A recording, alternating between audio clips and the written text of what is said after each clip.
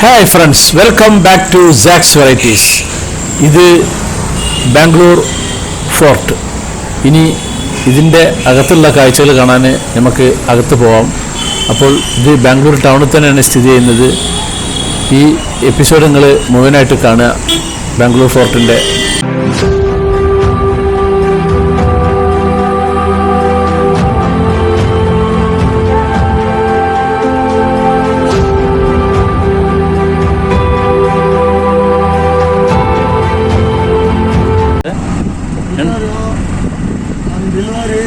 Entrance. ഞാനിപ്പം പോകുന്നത് ഈ ബാംഗ്ലൂരിലൊരു ബാംഗ്ലൂർ ഫോർട്ട് ഉണ്ട്. അത് സ്ഥിതി ചെയ്യുന്നത് ഈ ബാംഗ്ലൂരിലെ കൃഷ്ണരാജേന്ദ്ര റോഡിൽ ഒരു JR മാർക്കറ്റ് ഉണ്ട്. ആ മാർക്കറ്റിൻ്റെ അടുത്താണ് ഉള്ളത്. ഇതൊക്കെ ഈ ലാൽബാർഗ്, ടിപ്പു സുൽത്താൻ്റെ കോട്ട ഒക്കെ ഉണ്ടല്ലോ, സമ്മർ പാലസ്, അതിൻ്റെ ഒക്കെ അടുത്ത് തന്നെയാണ് ഉള്ളത്. ഇവിടെ ഇതിൻ്റെ അടുത്തൊരു വിക്ടോറിയ ഹോസ്പിറ്റലുണ്ട്. വിക്ടോറിയ ഹോസ്പിറ്റലിൻ്റെ നേരെ തൊട്ട് ചാരിയിട്ട് തന്നെയാണ് ഉള്ളത്. ഇവിടെ ഒരു ഫലമൊക്കെ ഉണ്ട്, ബാംഗ്ലൂർ ഫോർട്ട് എന്നൊക്കെ പറഞ്ഞിട്ട് എഴുതിയിട്ടില്ല. അപ്പോൾ ഇതാണ് അതിൻ്റെ മെയിൻ എൻട്രൻസ്. ഇതിലെ അങ്ങോട്ട് കിടക്കുക ചെയ്യുക. ഇവിടെ ഒരു ഹോസ്പിറ്റലായതുകൊണ്ട് കുറച്ച് തിരക്കും കാര്യങ്ങളൊക്കെ ഉണ്ട്. ഇതാണ് അതിൻ്റെ ഗേറ്റ്. മഴ പെയ്തിട്ട് വെള്ളവും കാര്യങ്ങളൊക്കെ ഇങ്ങനെ കെട്ടി നിൽക്കുന്നുണ്ട് അവിടെ. ആധുനിക ബാംഗ്ലൂരിൻ്റെ സ്ഥാപകനായിട്ട് പൊതുവെ അറിയപ്പെടുന്ന പിന്നെ വിജയനഗര സാമ്രാജ്യത്തിൻ്റെ ഒരു തലവനായിരുന്നു കെപെ ഗൗഡ ഒന്നാമന്. 1537 ഒരു മൺകോട്ട പണിയുകയും അതിന് ചുറ്റുമുള്ള പ്രദേശത്തെ ബാംഗ്ലൂർ പേട്ട എന്ന് അറിയപ്പെടുകയും ചെയ്തതാണ്. അങ്ങനെയാണ് ഈ ബാംഗ്ലൂർ കോട്ടയുടെ ചരിത്രം. ഇതിൻ്റെ ഗേറ്റിൻ്റെ മുന്നിൽ തന്നെ ഇതുപോലെ കുറേ ബോർഡുകളും കാര്യങ്ങളൊക്കെ ഉണ്ട്. കുറേ ഡീറ്റെയിൽസും കാര്യങ്ങളൊക്കെ എഴുതിയിട്ടില്ല. പൊതുവെ വിദേശികളൊക്കെ വരുന്ന സമയത്ത് അവർക്കൊക്കെ വായിക്കാൻ വേണ്ടിയിട്ട് സ്വദേശികൾക്കും പറ്റും.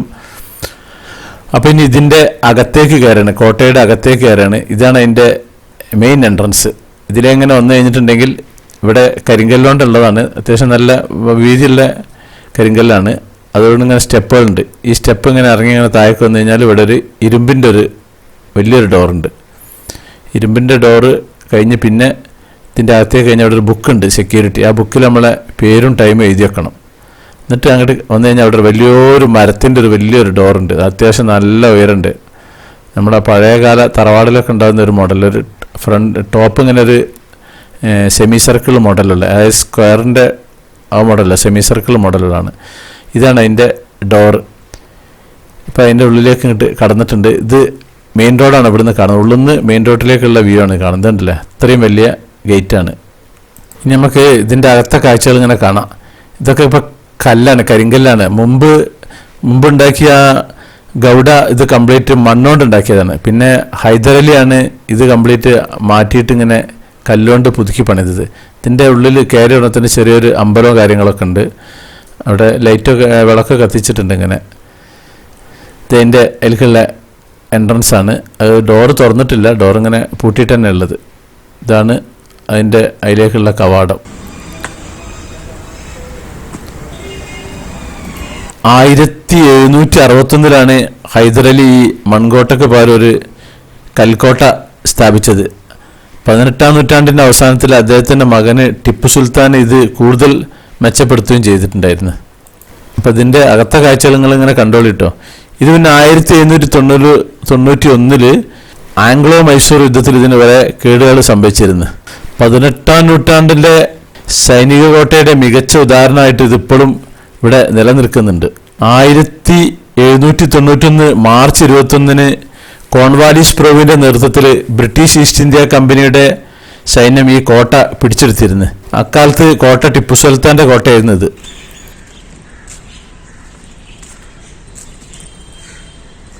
ഇന്നിപ്പോൾ ഈ കോട്ടയിൽ ആകെ ഉള്ളത് ഒരു ഗേറ്റ് മാത്രമാണ്, നമ്മൾ കയറിയ ഗേറ്റ്. ആ ഗേറ്റിന് ഡൽഹി ഗേറ്റ് എന്നാ പറയാ. മുമ്പ് ഇത് 9 ഗേറ്റ് ഉണ്ടായിരുന്നു. ഏകദേശം 1 കിലോമീറ്ററിൽ ചുറ്റളവിൽ ഇതുണ്ടായിരുന്നു ഈ കോട്ട. ഇന്നത്തെ ബാംഗ്ലൂരിലെ കിംസ് ക്യാമ്പസ് ഉണ്ട്, അതുവരെ അന്ന് നീണ്ടു ഈ കോട്ട.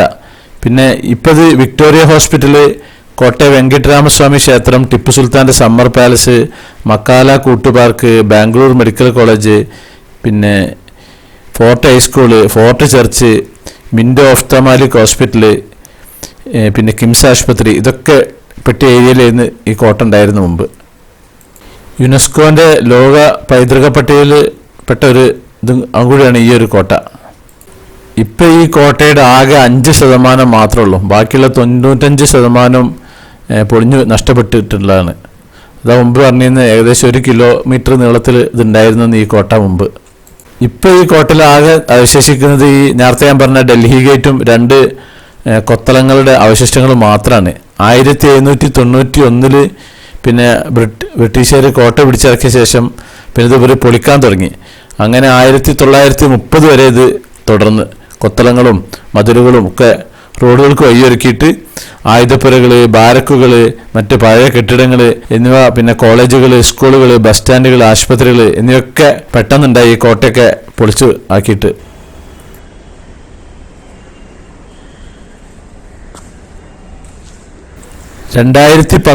നവംബറിൽ ഇവിടെ ബാംഗ്ലൂർ മെട്രോന്റെ നിർമ്മാണ സമയത്ത് ഇവിടുത്തെ തൊഴിലാളികൾ ടിപ്പു സുൽത്താന്റെ കാലത്തെ പിന്നെ 2 ടൺ, അതായത് 2 വലിയ പീരങ്കികൾ 1 ടൺ ഭാരമുള്ളത് ഇവിടെ കണ്ടെത്തിയിരുന്നു. ഈ കല്ലിൻ്റെ വലുപ്പം കണ്ടില്ല, അത്യാവശ്യം നല്ല വലുപ്പമുള്ള കല്ലുകളാണിത്. ഇത് മണ്ണ് ഉണ്ടാക്കിയ കോട്ട ഒഴിവാക്കിയിട്ട് പിന്നെ കല്ലുകൊണ്ട് മാറ്റി പണിതാണിത്. ഹൈദരലി.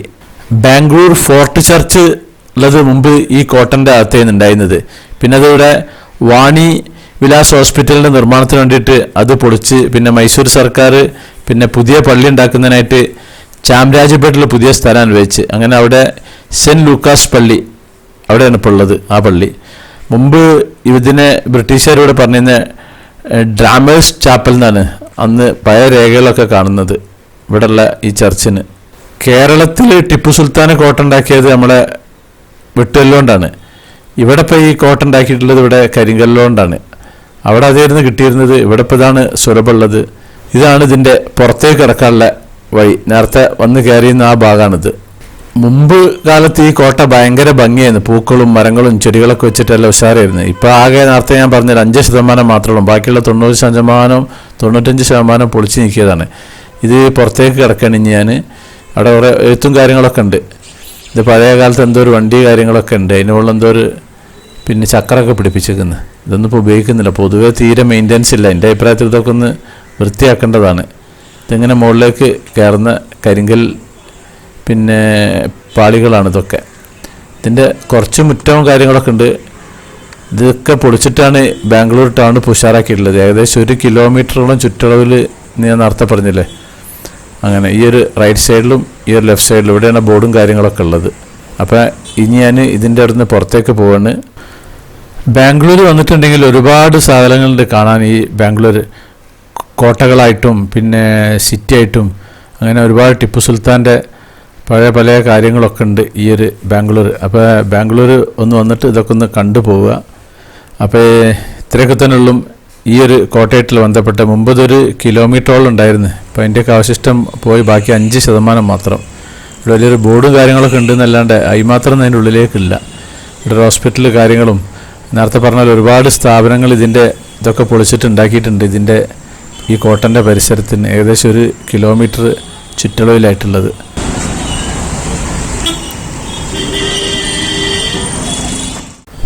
അങ്ങനെ ഞാൻ തിരിച്ച് ഓട്ടോ കയറിയിട്ട് അങ്ങനെ പോവാണ്. ഇത് റോട്ടിൽ നിന്നുള്ള വ്യൂ ആണ്. ഇത് ഒരു ചെരുവിലാണ് ഇതുള്ളത്. ഇങ്ങനെ ഈ ഒരു മതിലുകളും കാര്യങ്ങളൊക്കെ.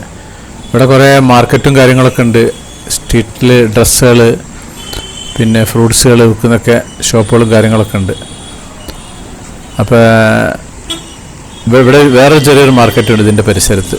അപ്പോൾ ഈ ഒരു എപ്പിസോഡ് ഞാൻ ഇവിടെ നിർത്തുകയാണ്. അപ്പോൾ നമ്മുടെ ചാനൽ നിങ്ങൾ ആദ്യമായിട്ട് കാണുന്നവരാണെങ്കിൽ സബ്സ്ക്രൈബ് ചെയ്യാൻ മറക്കരുത്, ലൈക്ക് ചെയ്യാൻ മറക്കരുത്, കമൻറ്റ് ചെയ്യാൻ മറക്കരുത്. മുമ്പത്തെ എപ്പിസോഡൊക്കെ നിങ്ങൾ കാണണം, ഷെയർ ചെയ്യാനും മറക്കരുത്. താങ്ക്